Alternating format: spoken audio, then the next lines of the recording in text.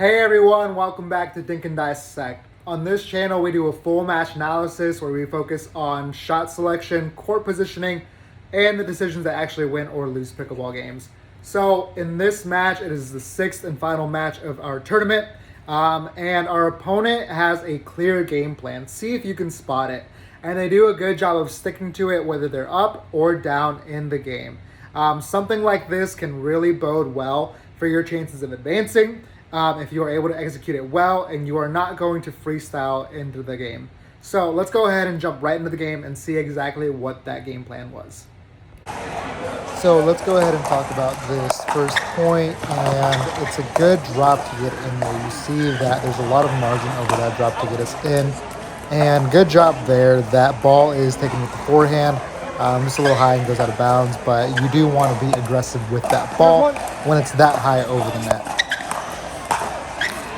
And there we have another short return. And again, it makes it easier for our opponents to go ahead and get in. Even though it was a short return, that drop was very high. We just weren't able to do a whole lot with it. And again, that's a ball that's about the level of the net and just goes out of bounds. A good deep return there. And you can see what happens with deep returns. You are able to go ahead and be aggressive with that. Good job by resetting that, and almost is able to reset that point completely and get us back into the point. Doesn't work out there, but let's get on to the next point and see what happens here.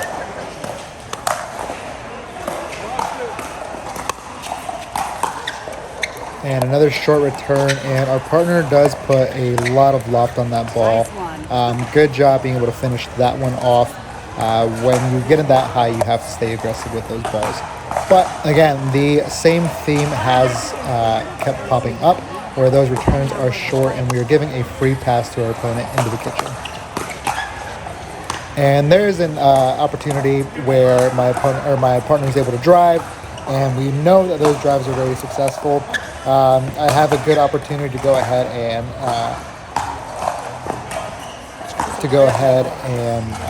crash on that. Just doesn't go over, and we put that one into the net.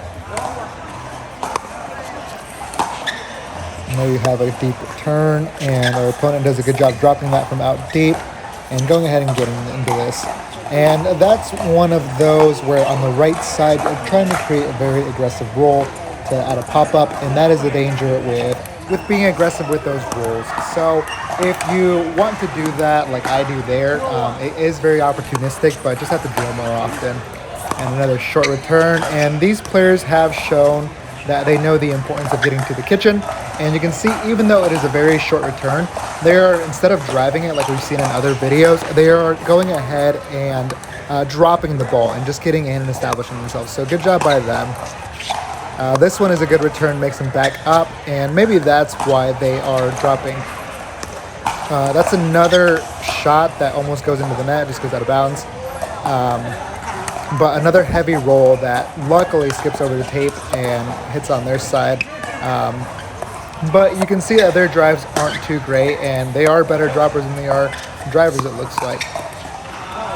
And good shot there, going ahead and keeping it down. So if you are able to attack above the level of the net, that's what happens. Even if your opponent is there, it's very hard to get back over because of the trajectory of that ball. And a good drop getting us in. Good job by this player going ahead and stepping back. And I can't tell if that point was ours or theirs. Must have been ours. So a good hands battle right there. And another drop. Again, we are continuing to get into the kitchen at a high clip here. And just dinking.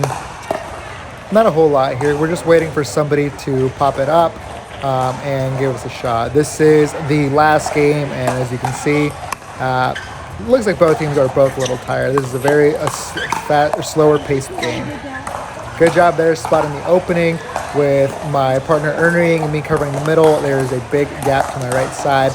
He goes ahead and exploits that, puts the ball out there, and not much you can do after that.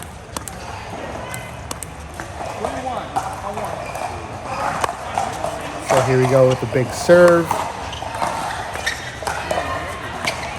Attacking that backhand right there over and over. That's like 3 or 4 shots straight there.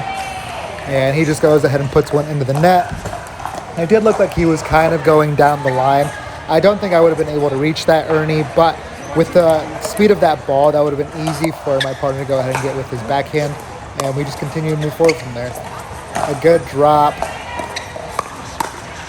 Even though it's on the forehand of my partner, that drop, and the trajectory of that ball is a little high, you can see why it's so effective. We weren't able to be super aggressive with that, and they were able to almost get in off of that. And these players continue to drop, and they know what has worked for them, and in this case, it's not going exactly their way. Let's see if they switch it up or if they continue doing what they do. Good job retrieving that ball and getting in there. An inside-out ball. So you can see here, let's look at that. So something that you should be striving for every time that you get the ball on the right side is this position right here. Because you have so many options. You can go down the line, which is what this player in front of me is covering. You can go to his right hip, which is what I hit. And if they're covering down the line, they're going to be late to that forehand every time. Even if they are able to reach it, because you're going cross court, it's probably going to come back to your backhand or your partner's forehand. The other options that you have on this side is going to the inside foot of the opposite right side player. You have the lob available to you over that left side shoulder, and you also have that aggressive roll to the right side. So you can see that, again, this is a position that you want to be striving for over and over because you have a lot of attacking opportunities, and it's one of the best positions to be in on the right side. All right, so let's continue. That was a good moment to break down. Let's see how the rest of this game goes. And you can see here, two-handed backhand drive. We've had a lot of success with drives so far, and why not continue to go to it? That's the danger with drives. When you drive a lot, you are open to that, where even though that they may be opportunistic, there is a low margin for error. And that's the last thing you want to do after a third shot that goes into the net is not be able to get a serve over. Something where the situation needs to be read and just not very good awareness. And a little bit of a mix-up right there into the middle and tries to go for the ATP, just not wide enough. And again, on courts like this, it's really hard to hit ATPs because there's just not a lot of space around the outside. That's why you should always try to go for heavy rolls on courts like this and see if your opponent can hit that. But not the easiest thing for amateur players. There you go. That's what happens at this level almost 99% of the time, is that when a ball is up that high, it's going to be put away. Not much you can do.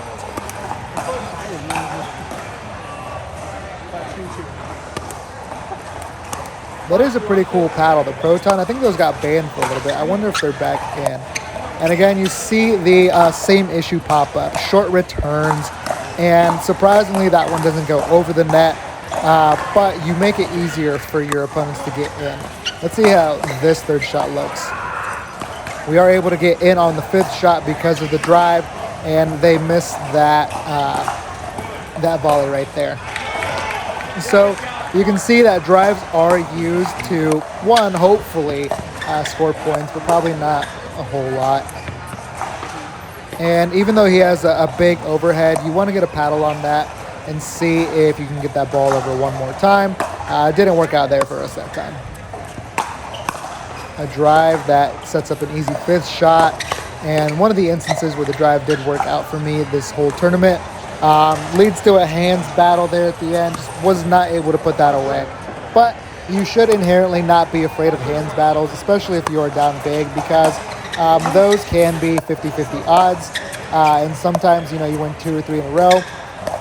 That can be easy points in your favor. In this case, we are just dinking. We're all confident dinking and see who makes the error first.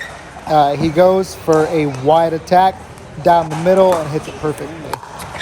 We are at 6. It looks like they are at 6, and we switch spots. Good job on my partner there, letting me get that overhead and ducking, giving me some space to work with. Again, these players are very content in just dinking it around, and that's what you see a lot at the 4.5 level. A speed up happens there. I'm able to go ahead and set my feet and speed up right at the body. It looks like he was a little surprised. At this level, you can't be surprised whenever you see a speed up. You should expect every ball to be sped up at you. Again, these players are very confident getting dropping and just playing it out at the kitchen. How many points have we seen that they drive it? Not very often. And that's why you see an aggressive attack on the outside. He's able to put a paddle on it and get that ball over one more time. So even though we had the first attacking opportunity, they were able to defend it, reset the ball, and end up coming away with that point. I think that was their serve as well. A good drop. Again, there's not a lot of aggression on these drops. All their goal is right now is to get to the kitchen more often than we do, because they understand what will win points, what will win matches. Again, you see another drop over and over from the forehand, from the backhand. These players have a game plan and they are sticking to it. We like to see that. Big serve. Good drop. We are just trying to get into the kitchen. Good job by this player, continuing to be aggressive. If someone isn't fully established at the kitchen and you have a shot that's at the net level or a little bit higher, again, I highly recommend continuing to be aggressive, kind of like what you just saw right there. A big slice, and that's what you need to do when someone slices it at you. They slice that return, so their backspin is actually going to be topspin for you if you want to drive it.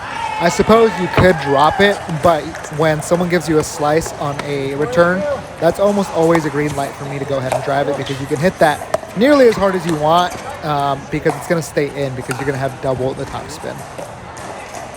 Pushes it out wide, and we are firmly in this game. Another drop. So you can see this is a slower type game, and we are all looking for that pop-up that at this level is going to come. Yes, it may take a couple hits to get to that, but it always comes. Good drive, and again, sets up an easy fifth shot, and now we are established in there. And again, that's twice now that I go for that heavy roll. You can see that I'm pushed out wide, and they are trying. Now I realize that the opposite corner is going to be open, because they're probably going to push in the middle. You just have to be able to hit it, because again, that is a low margin error, trying to slide out to the right and then go all the way across court over to the other corner. As you can see there, twice those have gone into the net, and just a return that goes out of bounds. And again, we are nearing the end of this game. A good return that makes them step back. And again, they are still not fully established, and they are on their seventh shot. They would have been on their seventh shot. I just couldn't get that one over.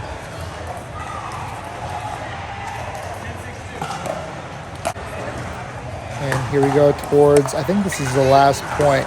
Again, dropping it. How many drives have we seen? We saw maybe one or two from this team. Again, I'd be curious to go back and look at their record, because they were just so content trying to get to the kitchen every single time. And a ball that's put on my forehand, I'm just a little bit late on it, and that's what caused the issue. But because you're a little bit late, it goes into the net. Again, something that you do need to be aggressive on. Maybe they need to let it bounce and go ahead and live to see another ball. In that case, doesn't work out for us, and that's the game. So there you have it. You can see that our opponent's game plan was to get to the kitchen every single time. And to do that, they were dropping from all angles. They were dropping from deep. They were dropping from short, even when they had opportunities to drive. I think in total in this whole game, you saw maybe one drive from the opposing team. And you saw that they were able to come in with the win. So let me know, when you guys go into a tournament, into a game in general, do you have a game plan, or do you just kind of play it by feel? I like that this idea ended up working out for them, and you can tell that they stuck to it no matter what. I think at one point we were up 6-3, and they were able to go ahead and not falter, not quake, and be able to go ahead and pull out the win using this. So let me know, do any of your games look like this? There was a lot of dinking here. Do you see a lot of dinking in your games? We are going to go ahead and do mixed doubles here very soon. So make sure you like and subscribe, and see what we can learn from that.